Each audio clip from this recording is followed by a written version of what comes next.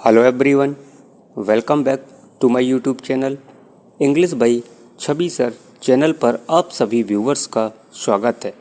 तो दोस्तों, सबसे पहले आज इंग्लिश बाई छवि सर की ओर से आप सभी व्यूवर्स को नूतन वर्ष 2024 की हार्दिक शुभकामनाएं। मैं आशा ही नहीं पूर्ण विश्वास से कह सकता हूं कि नया साल आप सभी के सपने पूरे जरूर करेगा। बस आप मेहनत और लगन से पढ़ाई करते रहें।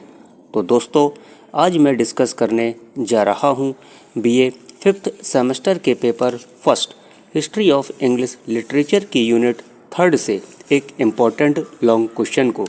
And the question is discuss the development of pros in renaissance period, यानी पुनर्जागरण काल में गद्य के विकास का वर्णन करिए। Let's see the answer. आइए आंसर को लाइन बाय लाइन समझते हैं।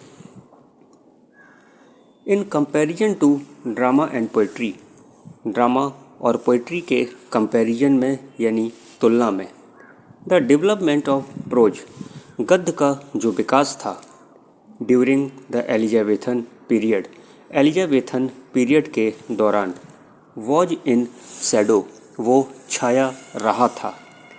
Elizabethan prose became so popular, Elizabethan गद्य इतनी ज़्यादा पॉपुलर हो गई थी that several writers started writing, कि कई राइटर्स ने लेखन स्टार्ट कर दिया था।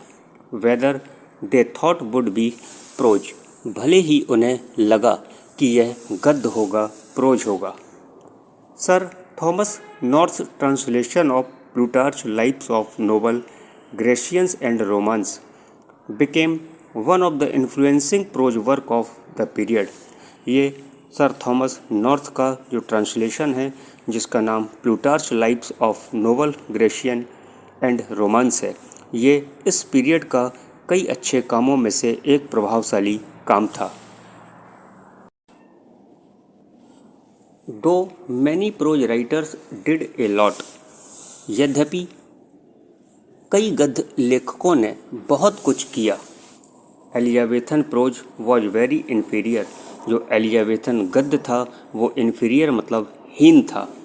Until Francis Bacon emerged in the field, यानी फ्रांसिस बेकन के फील्ड में इमर्ज्ड होने तक यानी उभरने तक ये इन्फीरियर रहा यानी हीन रहा। ही वॉज पॉलिटिकली फेलियर, जो फ्रांसिस बेकन थे वो राजनीतिक रूप से असफल रहे थे। Whereas very successful in the field of literature and science, लेकिन लिटरेचर और साइंस के फील्ड में उन्होंने सफलता हासिल की थी। He thought that the whole plan of education was wrong, उनका मानना था कि एजुकेशन का जो प्लान है, जो योजना है, वॉज रॉन्ग, वो गलत थी। एंड लेफ्ट कैम्ब्रिज टू, इसलिए उन्होंने कैम्ब्रिज को छोड़ दिया था। His essays was a famous book with very short, sharp and effective essays, उनके निबंध अत्यंत शॉर्ट मतलब संक्षिप्त, शार्प मतलब धारदार, और इफेक्टिव ऐसे यानी प्रभावशाली निबंधों वाली एक फेमस बुक थी यानी प्रसिद्ध पुस्तक थी। Francis Bacon had a distinct writing style, Francis Bacon की एक विशिष्ट लेखन शैली थी। Which made him the subject for criticism too, जिसने उन्हें आलोचना का विषय बना दिया था। ही यूज्ड शार्प लैंग्वेज, वह तीखी भाषा का प्रयोग किया करते थे।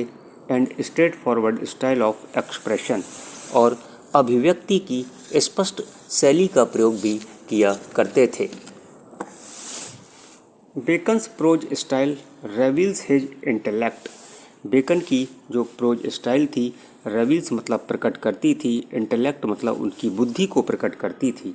And tact of expressing things in short, और बातों को शॉर्ट में यानी संक्षेप में व्यक्त करने की टैक्ट यानी चतुराई को प्रकट करती थी।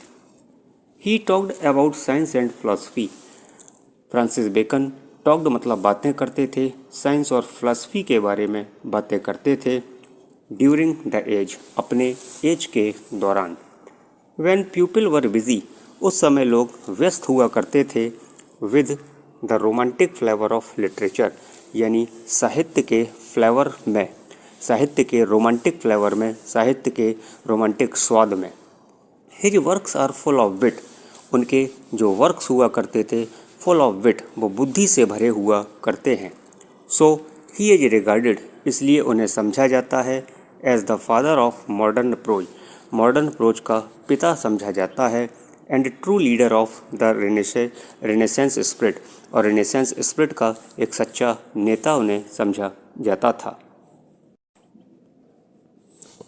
Other minor prose writers of the period, उस पीरियड के जो दूसरे माइनर प्रोज राइटर थे, जैसे Ben Jonson, sir Philip Sidney, John Lyly, Thomas Nashe and William Tyndale. In which, इन लेखकों में से Ben Jonson is famous critic, Ben Jonson एक प्रसिद्ध आलोचक हैं। एंड रिगार्डेड, और उनको समझा जाता है as the father of English literary criticism, यानी बेन जॉनसन को इंग्लिश लिटरेरी क्रिटिसिज्म का पिता समझा जाता है। दस, इस प्रकार वी कैन से दैट, हम कह सकते हैं कि ऑल द राइटर्स, जितने भी राइटर्स थे, कॉन्ट्रीब्यूटेड, उन्होंने योगदान दिया था to the development of prose, prose के विकास में योगदान दिया था in Renaissance period, Renaissance period के दौरान। तो दोस्तों, ये था आपका लॉन्ग क्वेश्चन। आपको कैसा लगा कमेंट करके ज़रूर बताइए, और यदि आप चैनल पर नए हैं तो चैनल को सब्सक्राइब करिए।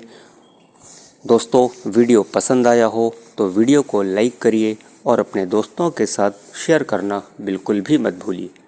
तो इन्हीं शब्दों के साथ मैं आपसे विदा लेता हूँ। तो तब तक आप खुश रहिए, मस्त रहिए, जहाँ रहिए प्रसन्न रहिए। Thank you for watching.